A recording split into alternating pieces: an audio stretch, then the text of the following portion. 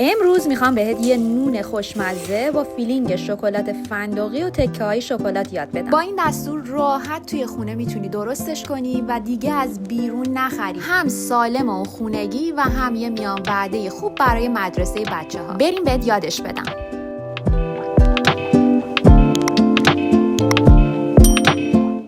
برای درست کردنش اول از همه آرد رو توی کاسه گود میریزم. وسطش رو اینطوری خالی میکنم.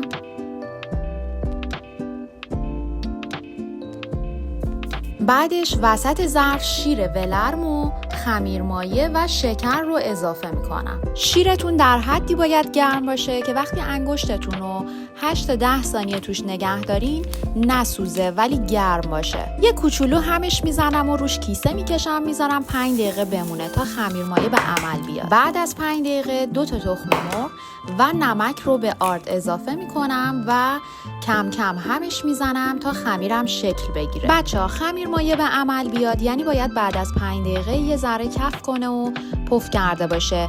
در غیر این صورت اگر تغییری نکرده باشه یعنی اینکه خمیر مایه‌تون تازه نیست و به عمل نیومده و خمیرتون رو خراب میکنه. همینطور که میبینید وقتی دارم ورز میدم و مخلوط میکنم خمیر همچنان چسبناکه. یه ذره خمیر که جمع شد کره رو نمه نمه دستم رو چرب میکنم و به خمیر اضافه میکنم و ورزش میدم. یادت نره حتما کانال رو سابسکرایب کن چون کلی دستور جدیدم تو راهه.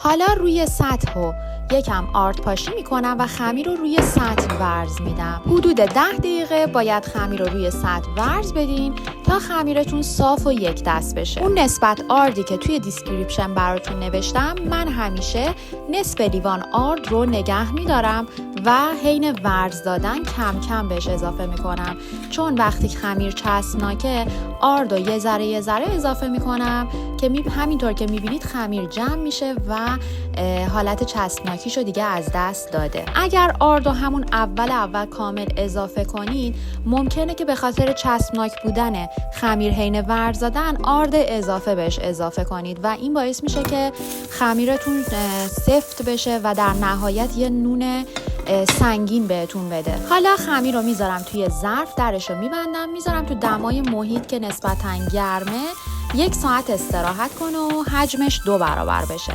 بعد از 1 ساعت پف خمیر رو میگیرم و دوباره خمیر رو روی سطح آرد پاشید شده منتقل میکنم.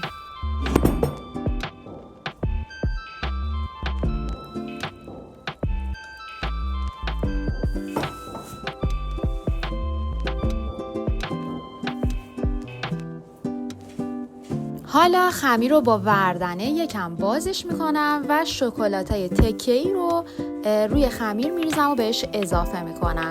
اگه یه ذره خمیر همچنان چسبناکه هیچ ایرادی نداره، تا اونجایی که میتونید آرد دوباره بهش اضافه نکنید. شکلاتای تکه‌ای رو که اضافه کردم خمیر رو فقط در حدی که شکلات ها با خمیر کاملا مخلوط بشه ورز میدم. خیلی نباید ورز بدید.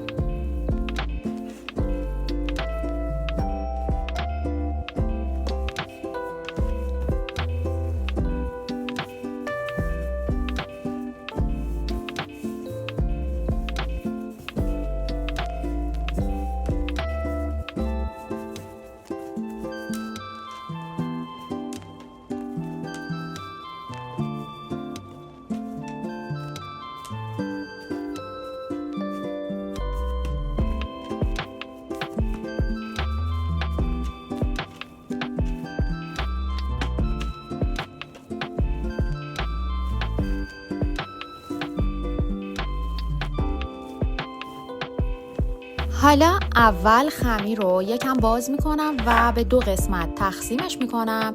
بعد هر قسمت رو به 6 قسمت مساوی تقسیم میکنم که در نهایت 12 تکه مساوی بهم بده.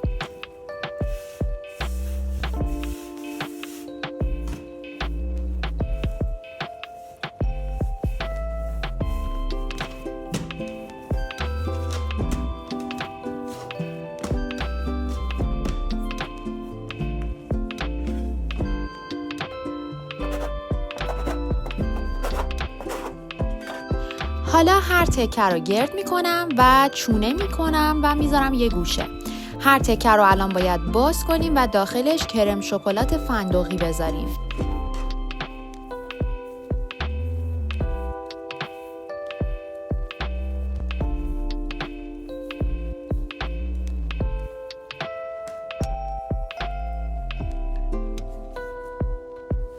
تقریبا یه قاشق چای خوری کرم شکلات فندقی رو وسط خمیر میذارم و همینطور که میبینین توی تصویر جمعش میکنم از اطراف و گردش میکنم.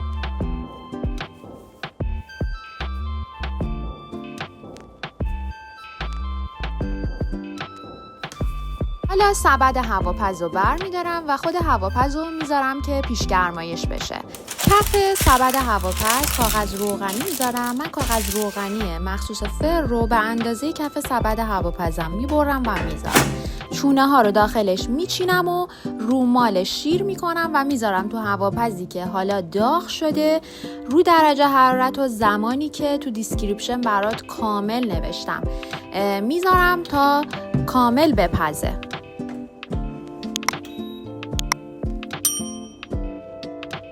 بعد اینکه پخت من روشو با مخلوط شیر و کره آب شده دوباره رومال میکنم تا خوشگل‌تر و نرمتر بشه.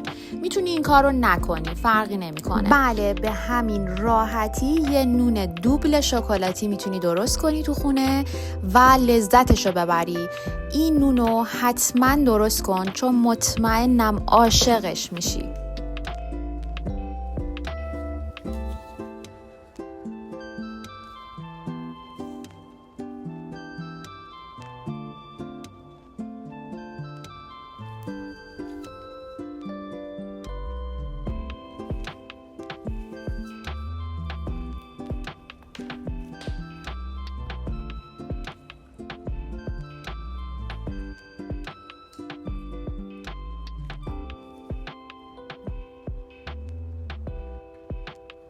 این نون شکلاتی رو حتما درست کن.